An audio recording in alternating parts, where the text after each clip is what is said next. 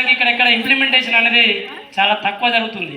ఎందుకంటే ఇక్కడ నేటికి మనం చూడొచ్చు, చెప్పడం ఒకటి ఉంటుంది, ఆచరించే ఆచరణ ఒకటి. స్వతంత్ర రోజు ఆగస్టు 15 ఒకటి, జనవరి 26న జాతీయ జెండా ఎగరేస్తున్నాం.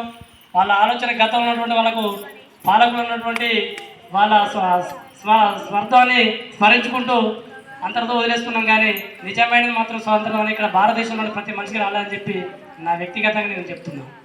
ఇది వాస్తవం అంటారా కాదంటారా? ఎందుకంటే బానిసత్వంతో ఇక్కడ కూర్చున్నటువంటి సమాజంలో ఉన్నటువంటి అది కింది స్థాయి నిచ్చెన మెట్ల వ్యవస్థ కూడా ఉంది. ఆంగ్లేయులు తెల్లదొరలు నల్లదొరలు మన నిచ్చెన మెట్ల వ్యవస్థ ఎలా చేశారో నేడు హైటెక్ సమాజంలో కూడా ఇప్పటికి కూడా నిచ్చెన మెట్ల వ్యవస్థ భారతదేశ సామ్రాజ్యంలో జరుగుతున్నది.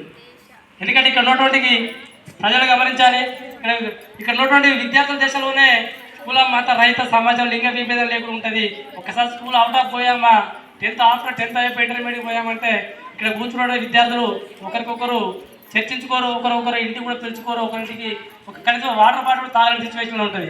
ఇక్కడ ఉన్న చిన్నారులో కనీసం కులం మత రహిత తెలవు, లింగ భేదం మాత్రమే తెలుస్తుంది. ఇక్కడ ఉపాధ్యాయులు కూడా అదే బోధిస్తారు. కానీ బయటికి వెళ్ళిన తర్వాత సొసైటీ ఎట్లా ఉన్నది, క్యాస్ట్ ఇంప్లిమెంటేషన్ జరుగుతుంది. అదే కుల రహిత సమాజం, అది రాజ్యాంగానికి విరుద్ధం. రాజ్యాంగంలో కుల మత రహిత అనేది లేదు. కాన్స్టిట్యూషన్ ప్రకారం ప్రతి ఒక్కరికి ఓటు ఒకటే హక్కు. ఆ ఓటు ప్రధానమంత్రి అయినా నాదైనా ఒకటే హక్కు. సమానత్వం ఉండదు, సంపదనాలు ఉండొచ్చు, కానీ ఆ రాజ్యాంగం ప్రకారం అంబేద్కర్ ఇచ్చినటువంటి ఓటు హక్కు ప్రకారం ఇది నాది కానీ ప్రైమ్ ఆఫ్ ఇండియా ఉండే కానీ ప్రెసిడెంట్ ఆఫ్ ఇండియాది కానీ ఈక్వాలిటీ. ఇది మనకు రాజ్యాంగం చెప్తున్నటువంటి హక్కులు.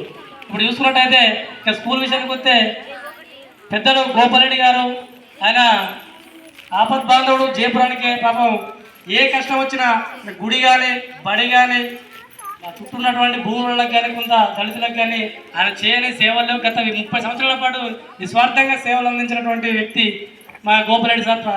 6 సార్ల గతంలో సర్పంచ్ చేయాలంటే మామూలు విషయం కాదు. నేటి తరంలో ఒక్కసారి వార్డు మెంబర్ అయితే రావుతలేరు. 30 సంవత్సరాలు కూడా ఏకదాటిగా తను సేవలు అందించి కూడా నిస్వార్థంగా ఉన్నటువంటి వాళ్ళకి ప్రత్యేక ధన్యవాదాలు సార్. మీరు ఇప్పుడు అడగగానే స్కూల్కి మళ్ళీ ఆగస్టు 15 వరకు ఏం కావాలో అని చెప్తున్నాను అంటే నాటే జోకు. అందరూ అట్లా సేవ చేసే గుణం ఉండదు. నేను గతంలో గుడిని ఇంప్లిమెంట్ చేశారు.